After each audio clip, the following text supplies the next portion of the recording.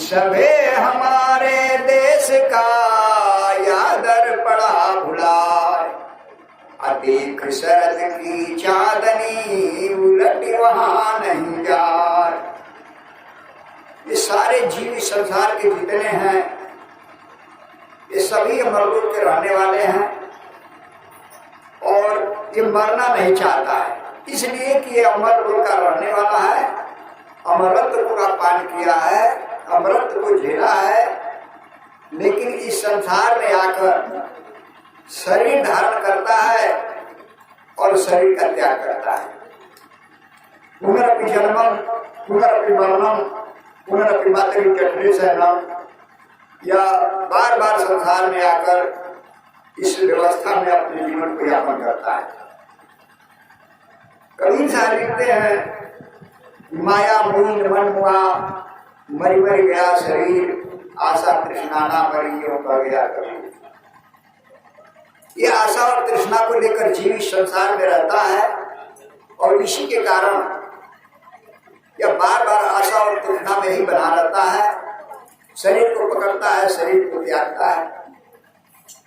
तो ये जब से जीव संसार में आ गया इसको अमरलोक की सुध बिसर गई, लेकिन सदगुरु आकर सतयुग द्वापर त्रेता कलयुग हर युग में सदगुरु आए हैं और सदगुरु का जो संदेश है, साहब का जो संदेश है, इस आत्मा को भवबंधन से छूटने का जो मार्गदर्शन है वो बार बार किया है। सदगुरु लिखते हैं कि जुग जुग से चले आयो ज्ञान जो कहा बझा बखान, जो बूझी निर्मल होके मिटे नरक की खान। जुग जुग से चले आए वो ज्ञान जो कहा बखान, यानी हर युग में आकर मैं ज्ञान को विस्तार पूर्वक समझाया, जो मेरी बात को समझा वह तो अमरलोक चला गया, लेकिन जो नहीं समझ पाया हम लोग जैसा भागा आज भी संसार में पड़ा हुआ। इसका मतलब इस सतयुग में भी हम लोग रहे होंगे, त्रेता में भी रहे होंगे, द्वापर में भी रहे होंगे, आज भी हम लोग हैं, तो हम लोग समझ में नहीं आया तभी नहीं आया है, नहीं तो अमरलोक में होते। तो सतगुरु कहते हैं, सतयुग द्वापर त्रेता कलयुग सतगुरु सत पुकारे, कहे दरिया जग जाए जीतते ज्ञान दिवस भवन कर पारे। सतयुग द्वापर त्रेता हर युग में आकर सत्य की पुकार किए, साहब के विषय में बताए, और यह जीव बेचारा अल्पज्ञता के कारण उस बात को समझ नहीं पाया और आज भी भ्रम रहा। तो इस शरीर से हम लोग का इतना मोह हो गया है, संसार से इतना मोह हो गया है, संसार के सुखों को ही असली सुख मान लिया है और इस कारण ये इसका चिंतन संसार के अलग नहीं है। सतगुरु आकर समझाते हैं कि देखो भाई, यह तो मृतलोक है, इस मृतलोक में क्या व्यवस्था है इसको समझ लो अच्छी तरह से। अगर अच्छा लगता है तो मृतलोक में रहो, चाहे वहां चलो। यहाँ कहते हैं कि यह भवशोक संताप बहु निकल सीता दिया, अमया कांट अति कठिन है अब जन कर फैलाओ। इस भाव में बहुत शोक संताप है। क्या है? फिर गुण तीनों ताप है व्यापा सब पर आए, राम कृष्ण ले कौन कहावे सो तन गया विलाय। त्रिगुण तीनों ताप है। तीन ताप क्या है? तो दैविक, दैहिक और भौतिक, ये तीन तरह का ताप है। इस संसार में ये व्यवस्था बनाया गया है, ये परिवर्तनशील नहीं है, यह अस्थायी है। यहाँ सतयुग में, त्रेता में, द्वापर में, कलयुग में हर युग भले बदल सकता है, लेकिन व्यवस्था में परिवर्तन नहीं होगा। यहाँ दैविक, दैहिक और भौतिक ताप लगेगा, हर युग में लगेगा। तो सतयुग में भी लगा, त्रेता में भी लगा, द्वापर में भी लगा, कलयुग में भी लग रहा है, फिर सतयुग द्वापर त्रेता आएगा और ये दैविक दैहिक भौतिक जो ताप है इसका पीड़ा ये जीव झेलेगा। अगर इसको लगता है कि नहीं ये दैविक दैहिक भौतिक ताप झेलना ही अच्छा है तो मृतलोक अमरलोक जाने की कोई जरूरत नहीं है, सत्यनाम की भजन की कोई आवश्यकता नहीं है। यहाँ बार बार जन्मेगा, यही सर्दी गर्मी और बरसात झेलेगा, दैविक दैहिक और भौतिक तापों को झेलेगा, रोग शोक मोह दुख का शिकार बनेगा, 84 लाख जोनियों का चक्र काटेगा। इसको अगर इसी में आनंद है तो सत्य नाम की क्या आवश्यकता है? नहीं, अगर लगता है कि नहीं यह तो भीषण दुख है तो इससे छूटने का उपाय सतपुर दरिया साहब आकर समझाए हैं। देखो, यह संसार की जो व्यवस्था है दैविक दैहिक भौतिक तापों में है, लेकिन तुम्हारा जो स्थान है यह एक रसीय स्थान है, कहाँ आनंद है। हम लोग आए हैं आनंद के देश से। जैसे आज गर्मी महसूस हो रही है, इससे साफ जाहिर होता है कि हम लोग को गर्मी पसंद नहीं है, यानी ये गर्म देश में रहने वाला नहीं है। ज्यादा ठंडक पड़ने लगती है वो भी बर्दाश्त नहीं होता है, वो भी सिद्ध करता है कि नहीं ये ठंडक झेलने वाले देश का रहने वाला नहीं है। बरसात ज्यादा होने लगेगी वो भी बर्दाश्त नहीं करेगा। किसी प्रकार का इसको शरीर में रोग व्याधि हो जाता है वो भी बर्दाश्त नहीं करता है। किसी चीज का अभाव हो जाता है उसका भी इससे बर्दाश्त नहीं होता है। यह साबित करता है कि यह जीव जो है परिपूर्ण स्थान का रहने वाला है, जहां न सर्दी है न गर्मी है न बरसात है, जहां न रोग है न शोक है न दुख है। यह ऐसे स्थान का रहने वाला है जहां आनंद ही आनंद है। हर प्राणी चाहता है कि हमको न सर्दी सताए न गर्मी सताए न बरसात सताए न रोग शोक कोई सताए न किसी तरह का अभाव हो। यह हर जीव की ये मान यानी सोच है। लेकिन इस मृतलोक की व्यवस्था ऐसी है कि यहाँ हर चीज का ही अभाव है। तो ये जीव को सदगुरु आकर समझाते हैं कि देखो भाई, तुम्हारा जो देश है, जो आनंद तुम खोज रहे हो, यह मृतलोक में नहीं मिलेगा। का सुख यह मुर्दे की गाँव, अमरी मरी जन्म हो जेठाऊं। इस मुर्दे के गांव में क्या सुख है, जहाँ मरना है और फिर जमना है, दैविक दैहिक भौतिक तापों को झेलना है, सर्दी गर्मी बरसात को झेलना है।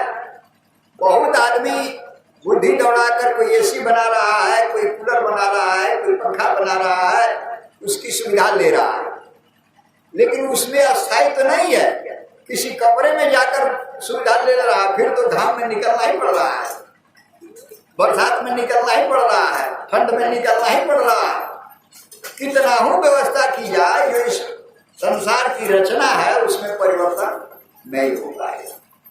तो सदगुरु कहते हैं कि अगर तुम चाहते हो भवसागर से पार होना, इस संसार से उबे हो, तो तुम अपने देश की खोज करो। ज्ञानीता को खोजहु जो सबके है मुँह, अडाढ़ बात को छोड़ के गहो पेड़ अस्तु। ज्ञानी, तुम उसकी तलाश करो जो सबका जड़ है। इस संसार से निकलने के लिए हमको जब तक जड़ की जानकारी नहीं होगी, इस संसार के कर्ता की जानकारी नहीं होगी, व्यवस्थापक की जानकारी नहीं होगी, तब तक इस व्यवस्था से हम निकल नहीं पाएंगे। जैसे हमको अगर कानूनी ज्ञान नहीं है तो हम एक देश से दूसरे देश में नहीं जा सकते।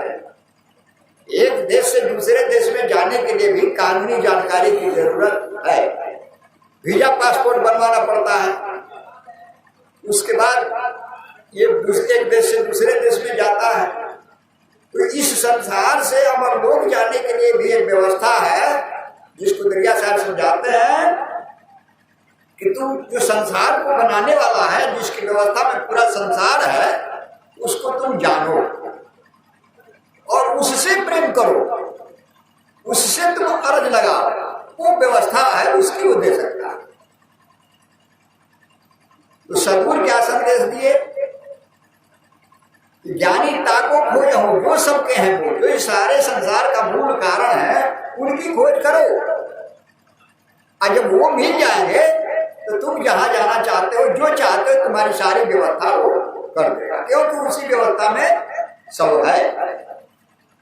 उसी को कबीर साहब लिखे हैं, एक ही से सब हुआ, डाढ़ पात फल फूल, कबीरा पीछे क्या रहा, गही पकड़ा जब मूल। जड़ को जब पा गया तो बाकी क्या रह गया? जड़ में पानी डालिएगा तो पत्ती में जाएगा, तना में जाएगा, फल फूल में जाएगा, और समय आने पर उसका छाया, फल फूल सब कुछ का सुख प्राप्त। उसी तरह से जो सबका मालिक है, उनको सतनाम शब्द से दरिया साहब संबोधित किए, कबीर साहब संबोधित किए, करुणावर साहब, सुकृत साहब, महेंद्र साहब, ये जो भी अवतार हुआ है जिसमें ज्ञान का संदेश देकर जीव को मुक्ति मार्ग पर खड़ा किए, उस सब जगह सतनाम का ही उपदेश किए। सतनाम को छोड़कर और किसी का उपदेश सतगुरु ने नहीं किया। लेकिन कालांतर में कबीर पंथ में रामनामी कबीर हो गए, कौन कबीर लोग हो गए, 13 कबीर लोग तैयार हो गए। मत में अंतर हो गया, मतांतर हो गया, रास्ता भटक गया। पुनः दरिया साहब फिर सतगुरु अवतार लिए और वो रोहतास जिला से सतनाम का संदेश दिए, सतनाम का परिचय दिए। सतगुरु आकर कहे कि 3 लोक के बाहरे सतगुरु का देश, अजो जन ज्ञान विचार ही तो जम नहीं पकड़े केस।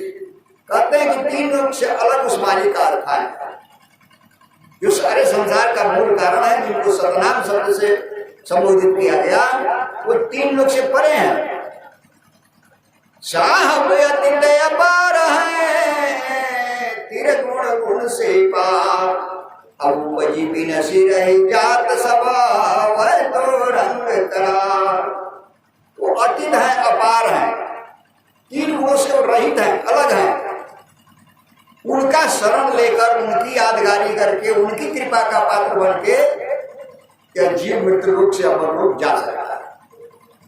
अमर लोक की व्यवस्था में गीता में भी संदेश दिया गया है, दरिया साहब भी समझाए हैं, कबीर साहब भी समझाए हैं। दरिया साहब के रूप में आकर वही कबीर साहब समझाते हैं कि तहाँ जिमी नहीं खे नहीं करम कौलेश, असदाय आनंद मंद नहीं, द्वंद नहीं वही देश। तहाँ जिमी नहीं खे, वहाँ इस तरह की व्यवस्था नहीं है, घास फूस नहीं है, पेड़ पालो नहीं है, वहाँ कर्म का कोई बंधन नहीं है, पाप पुण्य का पसारा वहाँ नहीं है। सदा आनंद मंद नहीं, उस देश की जो व्यवस्था है एक रसी है, आनंदमय। तहाँ मन नहीं, द्वंद नहीं, उस देश में कोई विवाद नहीं। विवाद कहाँ होता है? विवाद वहां होता है जहां अभाव होता है। जब अभाव होता है तभी झगड़ा झंझट होता है। और सबको सब कुछ मिलिए रहा तो झगड़ा कोई काहे के लिए करेगा? तो ये मृतलोक में अभाव है, इसलिए कि ये काल का देश है, ये काल के अधीन है। लेकिन अमरलोक जो है वो दयाल का देश है, वहां सब जगह दया ही विराजमान है। जिसको जो चाहिए सब कुछ मिल रहा है। तहाँ किसान करे नहीं खेती, भोजन पोषण पावे से, या खेते का झगड़ा है, कोई किसी का खेत लड़ रहा है तो किसी का खेत लड़ रहा है। अब वहाँ किसान को खेती करना ही नहीं, भोजन मिल रहा है तो झगड़ा किस बात का करेगा भाई? तो वो जो देश है वो आनंदमयी देश है। अब उसी देश का ये रहने वाला है। यहाँ भी चाहता है कि हर चीज बिना कोई नहीं मिले तो मिलेगा। मृतलोक में तो परिश्रम करना पड़ रहा है, नहीं करना पड़ रहा है, परिश्रम भी करना पड़ रहा है, फिर विवाद भी करना पड़ रहा है, फिर भी जो चाहिए उसको नहीं मिल रहा है। सगुण आकर समझाते हैं कि जम्बु दीप है काल सनेही, अकठिन काल तन व्यापे देही। ये काल का देश है, ये दयाल का देश नहीं है। ये सब जर्रा जर्रा जो है ये सब काल के अधीन है। और सद्गुरु आकर यही समझाते हैं कि देखो यहाँ से निकलने का एकमात्र उपाय है, दूसरा कोई उपाय नहीं है। क्या कहते हैं कि प्रीति करो सतनाम से तेज सकल ब्रह्मा, मिथ्या जन्म जग जात है फिर भृग सुन लाओ। कहते इस तरह का अवसर मिलने वाला नहीं है, तुम सतनाम से प्रेम करो। सतनाम से प्रेम करने का क्या फल मिलता है, लौकिक में है सामने। सतगुरु जब आए हैं तो सुजा साहब सवाल किए हैं कि सरकार ये बताइए, या दरिया साहब सवाल किए हैं साहब से कि मृतलोक में हम जाएंगे तो वहां हम कैसे रहेंगे, जीव का भलाई कैसे होगा, जीव कैसे अमरलोक आएगा। तो वह सतगुरु अरे साहब दिए हैं कि जो दाफा शामिल हो जाए और कपड़ा हम दे भेजाएंगे, जो दाफा समझामा कीजिए और कपड़ा यह सब कह दीजिए। तो देखिए जो सत्यनाम की उपासना में लग गया, साधु हो गया या भगत बन गया, तो उसको अन्न कपड़ा की कमी नहीं है, और संसार उसको रहने के लिए बना हुआ है। वो कहीं भी रह के सतनाम का भजन करेगा तो उसको अन्न कपड़ा की व्यवस्था तुरंत करती रहेगी। मुख्य जरूरी यही है। अब इतना काम अगर होता है तो फिर दुनिया की जरूरत क्या है। अब इसको भजन करना चाहिए, आनंद में रहना चाहिए, सद्गुरु का जो संदेश है समझाना चाहिए। लेकिन यहाँ आने पर क्या हो जाता है, साधु बनने के बाद भी यह मन हमारा है, वो मन हमारा है, मठे का झगड़ा शुरू हो जाता है, कहीं कुछ कहीं कुछ। अब सद्गुरु का संदेश भूल जाता है। सद्गुरु लिखते हैं कि देह तेरी नहीं माया तेरी, अब बसी नहीं भई काहू केरी। देह भी हम लोग का नहीं है, मठ हम लोग थोड़े देर के लिए कहते हैं कि मठ हमारा है। कितना दिन तक मठ हमारा रहेगा, जब हम ही नहीं रहेंगे। जब हम ही नहीं रहेंगे तो मठ किसी और का हो जाएगा कि नहीं हो जाएगा।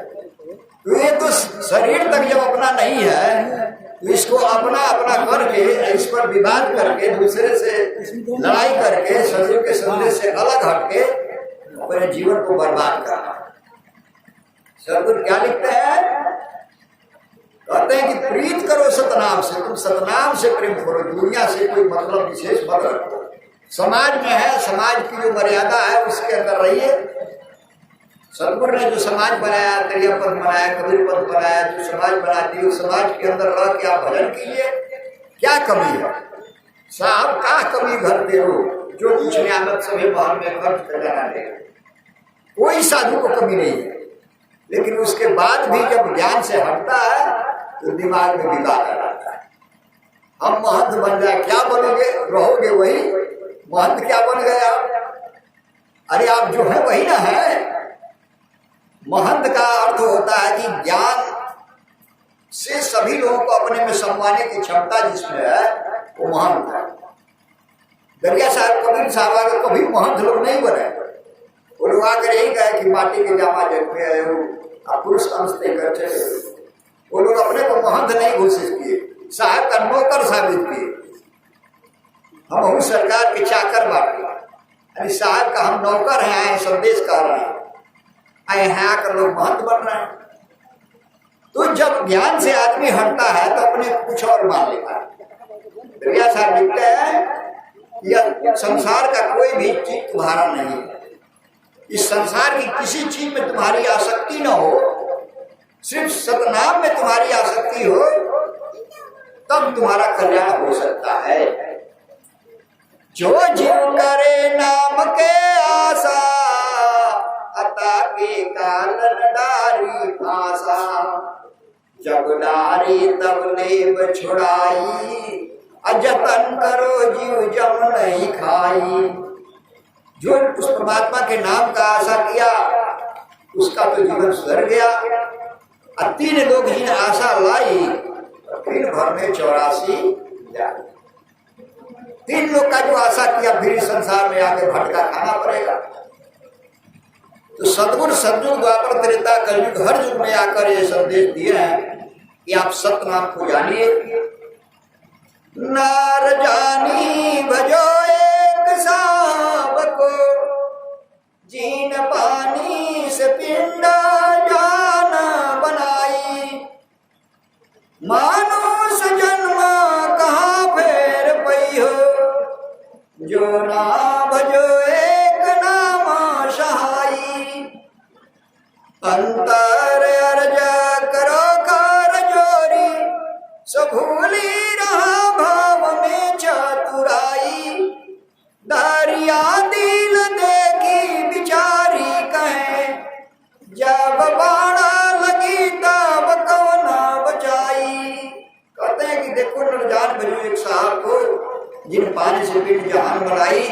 मानुष जन्म कहाँ फिर पई हो, जो न भजो एक नाम सहाई। अंतर अरज करो कर जोर से भूल रहा भाव में चतुराई। दरिया दिन देख विचार कहे, जब बाण लगी तब कौन बचाए। यहाँ काल का बाण सबको लगता है, काम का बाण, क्रोध का बाण, लोभ का बाण, अहंकार का बाण, ये सब बाण है। मृत्यु का बाण, मृत्यु भी का बाण अंत में लगना ही लगना है। और ये सारे बाणों से विधता है।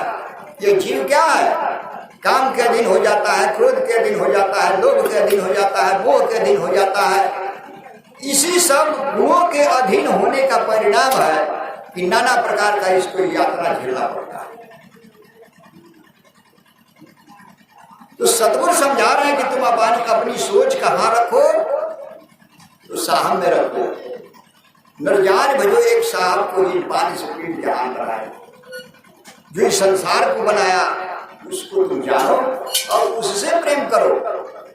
ये तो जो शरीर मिला है, ये 5 तत्व की कोठरी मिली है। 5 तत्व की कोठरी तामे जाल जंजाल, जीव तहाँ वासा करे निकट नगीचे का। इसी में काल भी बैठा, इसी में जीव भी है, लेकिन काल को पहचानता नहीं है। एक ही चोर सारे संसार को हैरान किया है, लेकिन उस चोर को कोई पकड़ नहीं पाता, उतना जबरदस्त चोर है। ऐसा लिखते हैं, एक के चोर सकल जग डंडे, अबिना तेग कैसे रण मंडे। मान चोर जीव धर खाई, करो परख साहब लौलाई। मन ही चोर है। यही सभी लोगों को अपने रंग में रंग दिया है। मन के पक्ष सब जगत भुलाना, अमन चिन्हा से चतुर से जाना। यह मन काम क्रोध सुख होगा, मन है रोगी मन है जोगा। मन के अधीन होकर सारा काम ये संसार में जीव करता है। अब इस जीव को जब तक सद्गुरु के पद का ज्ञान नहीं होता है, और सद्गुरु के पद का ज्ञान करके परमात्मा का शरणागति नहीं होता है, तब तक यह मन जो है इसको लेकर अपने रंग में दौड़ाता है। तो इसको पहचानने की जरूरत है। सद्गुरु कहते हैं, सो मन तीनों लोक में काहू परा नहीं छिन। अधर्म साहब सतगुरु धनी, जिन लगाय मोह दिन। ये संसार मन और माया का है। यहाँ जो कुछ भी है मन और माया का है। जीव का यहाँ कुछ नहीं है, लेकिन ये मन माया के ही चीज में अपना प्रेम लगा दिया।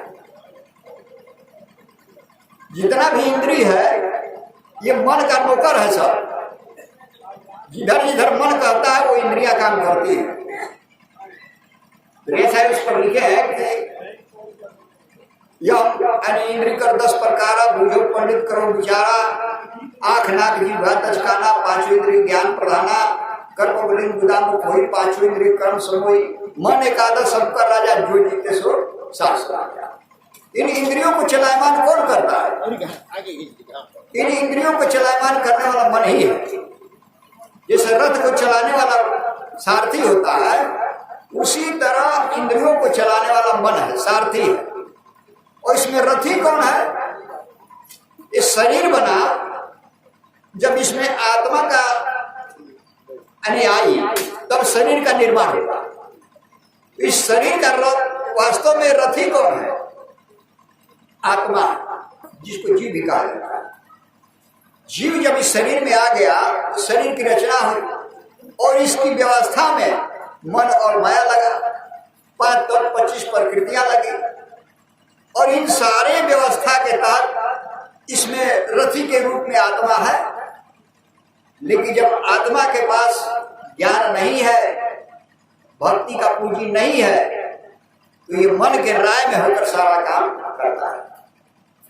और जब आत्मा के अंदर परमात्मा का ज्ञान है, भक्ति की पूंजी है, तो मन आत्मा के राय में जो कुछ भी करता है वो करता है।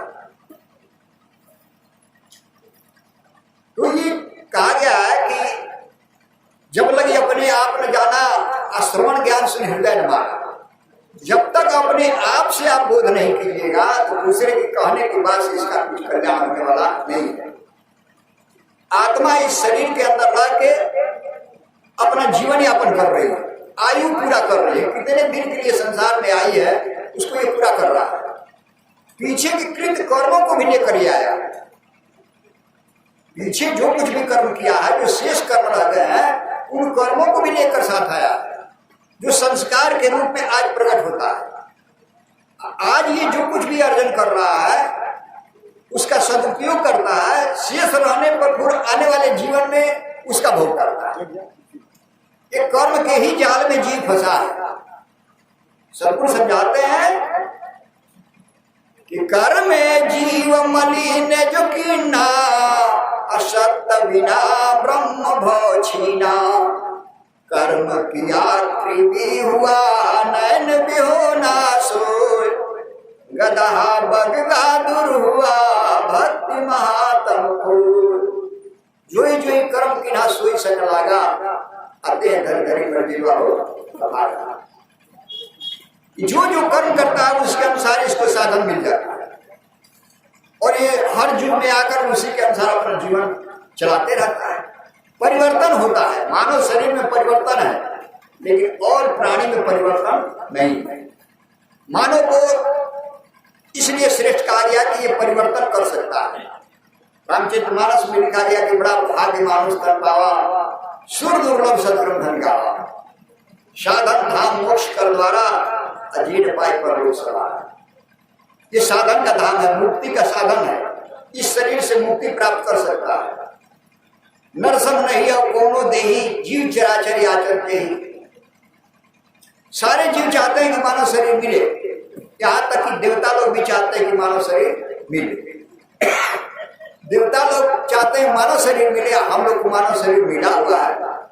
इसमें भाग्यशाली कौन है? देवता लोग चाहते हैं कि मानव शरीर मिले, हम लोग को मानव शरीर मिला है। तो भाग्यशाली देवता है कि हम हैं, अब तो वो देवता बनाया जा रहा है। भाग्यशाली तो हम लोग हुए कि हमको मिल गया, जो कोई सोच रहा हम प्राप्त करेंगे, तो हम भाग्यशाली हैं। लेकिन इस मानव शरीर का भाग्य कैसे है, कैसे ये भाग्यशाली है, इसको समझ में नहीं आता। इसको दरिया साहब आकर समझाते हैं। है सब साथ कछु नाही, मानुष देह अनुप जग माही। इस शरीर से सब कुछ संभव है। यह अनुपम साधन मिल गया, इस साधन से हम लोग मुक्ति प्राप्त कर सकते हैं। और जो भी काम था संसार में, किसी शरीर में किया। आहार निद्रा भय मैथुनी चारों कर्मों का फल हर योनि में भोगा। लेकिन जो मुक्ति रूपी फल है, यह किसी शरीर में प्राप्त नहीं हुआ। इस शरीर से उसको प्राप्त किया जा सकता है। और इसके लिए साधन क्या है, दरिया साहब समझाए। रामचरितमानस में रामचंद्र जी को ही इष्ट मान के गोस्वामी जी रचना किए हैं, और उसमें लिखते हैं स्पष्ट रूप से कि सबकी मति खगनायक यह भजिए राम पर पंकज नेहा। यानी सभी लोगों का वेद पुराण और संतों की मति यही है कि राम का भजन किया जाए और इसी में कल्याण। फिर लिखते हैं कि राम नाम मन दीप धरु जी हृदय हरिद्वार, तुलसी भीतर बाहरे जो चास दिया। तो राम को गोस्वामी जी ने लिखा, लेकिन दरिया साहब लिखते हैं कि तीन लोक जाकी ठकुराई, अवैल दीन तीनों जग आई। जिनको रामकृष्ण कहा जाता है, रामकृष्ण ने कौन कहावे, अकरे खून वैल सुपावे। जो खुद कर्मों के जाल में फंसा है, वो दूसरे को कर्मों के जाल से कैसे निकाल सकता है। जब खुदे केशियर बन गए राम, बाली वही जरा नाम का बहरिया बनकर कृष्ण अवतार में बदला ले लिया, तो फिर दूसरे को कर्म से कैसे अलग कर सकते हैं। एक चीज है, एक राजा अपने राजपाट को किसी को दे सकता है, अपना उत्तराधिकारी बना सकता है, लेकिन मुक्ति का अधिकारी तो राजा नहीं है, इसलिए कि राजा के पास उस चीज का ज्ञान ही नहीं है। सतगुरु लिखते हैं कि बंधा को बंधा मिले, छूटे कौन उपाय, अकर सेवा निर्बंध का, जो पल में ले छुड़ाए। जो कर्मों के जाल में बंधा है, वह किसी को कर्मों से अलग नहीं कर सकता। तो यहाँ राम कृष्ण ब्रह्मा विष्णु है, जो भी आए हैं सभी लोग कर्मों के जाल में फंसे। और उसी पर शास्त्र में भी लिख दिया गया है कि पाषाणे नाव का सार भार न धार्यते, गृह गुरुआ न कर्तव्यम न कर्तव्य न कार्यते। पत्थर के नाव पर लोहे का भार मत रखो, क्योंकि पत्थर तो स्वयं पानी में डूबने वाला है। इसी तरह से तुम गृहस्थ को अपना गुरु मत बनाओ, क्योंकि वह तो खुद पारिवारिक मोह में फंसा हुआ है। यहाँ राम कृष्ण ब्रह्मा विष्णु महेश के कोई ऐसा है जो पारिवारिक मोह में नहीं था। जितने लोग हैं जिनका भी उदाहरण दिया जाता है देवुल के अंदर, ये सब लोग पारिवारिक मोह में फंसे हुए हैं, सब लोग पाप पुण्य में प्रवृत्त हुए हैं, सब लोग राजकाज के लिए परेशान हुए हैं, सब लोग भवानी के फेरे में पड़े हैं। है कि नहीं है। तो यहाँ जो भी मोह जाल में फंस गया, सतगुरु के पद का ज्ञान नहीं हुआ, वो दूसरे को चाहे मुक्ति देना तो उसके बस की बात नहीं है। उसी पर दरिया साहब लिखते हैं, चारामचरितमानस में गोस्वामी जी भी लिखते हैं, वेद पुराण बहु कथे उपाई, अछूटे न और अधिक रुझाई। वेद पुराण बहुत तरीके से समझाया, लेकिन जीव छूटा नहीं और झुरा गया। क्यों झुरा गया? उसमें निकलने का कोई साफ रास्ता है ही नहीं। सतगुरु आकर समझाते हैं कि देखो भाई, यह तीन लोग की जो व्यवस्था है यह काल के अधीन है। जैसे एक मदारी है, रामचरितमानस में बहुत स्पष्ट किया गया है। गोस्वामी जी लिखते हैं कि नट मार्कटी समय न जावता, राम खगेश वेद यस गावत, नाचत किर मरकट की नाई, असब ही न जावत राम गोसाई। बंदर का और बहेलिया का क्या संबंध है? आप लोग थोड़ा विचार कीजिएगा। बंदर और बहेलिया का क्या संबंध है? बंदर को बहेलिया कभी छोड़ सकता है? जो मदारी है बंदर को फंसा के रखा है, वो छोड़ देगा तो उसका रोजी रोटी खत्म हो जाएगा कि चलेगा? तो कभी छोड़ेगा जीवन में? वो छोड़ तब देता है जब जान जाता है कि ये बंदर मर जाएगा या मर गया। लेकिन जब तक वो चलायमान रहेगा, उसको नचाता रहेगा, इस दरवाजा से उस दरवाजा, उस दरवाजा से उस दरवाजा उड़ जाएगा। उसी तरह ये निरंजन साहब जीव को बनाए नहीं, फंसाए हैं।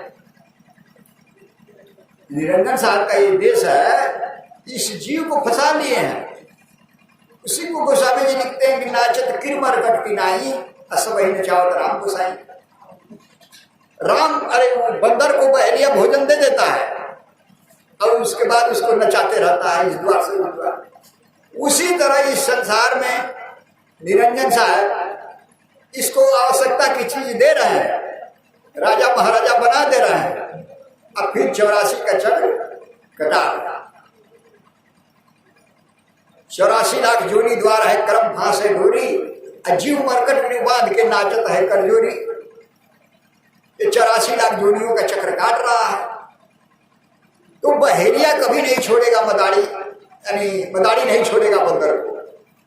अब दरिया साहब आकर समझाते हैं कि देखो भाई, अब तो कर्म के जाल में तुम फंस गए हो, इसमें से बचने का एकमात्र उपाय क्या है? तो बताते हैं